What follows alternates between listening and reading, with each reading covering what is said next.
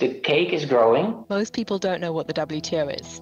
But it's also a different cake. We want to make sure that what is being discussed in Geneva and the cake is being sliced differently. Trickles down to the country level.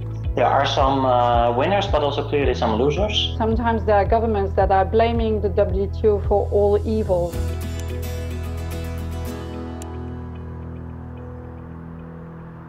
The average man on the street is not aware of the benefits of the WTO, which sends a message that the WTO needs to engage more in public diplomacy with civil society and at the grassroots level. Most people don't know what the WTO is, as we all know, and I'm not sure they really need to. The danger is that essentially politicians or anyone essentially takes advantage of the lack of understanding of what the WTO is. Sometimes there are governments that are blaming the WTO for all evils.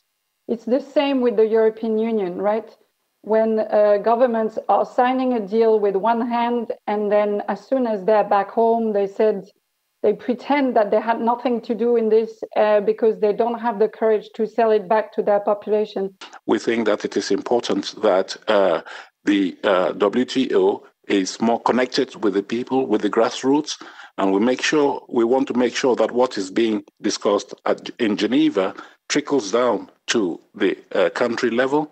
And I want to make the case for parliaments as legislators, as controllers of government action at national level, drivers of accountability.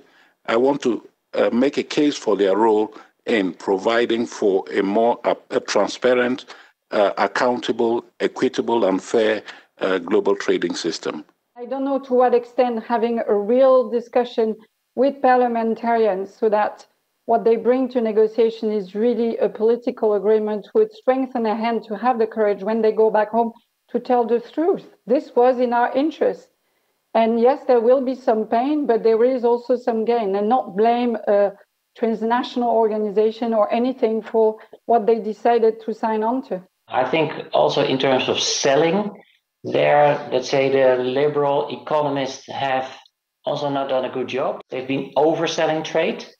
It's a bigger cake, so everybody should be happy.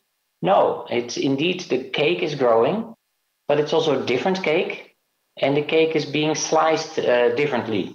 There are some winners, but also clearly some losers. It's absolutely essential for governments to bring along their own constituencies and stakeholders, the business community, civil society, all of the stakeholders that need to be at the table, environmental groups, labor groups, the whole bit. But that's at the input end. At the output end, only the government can speak for the government. I think we're courting chaos, even much worse than we have today, if we institutionalize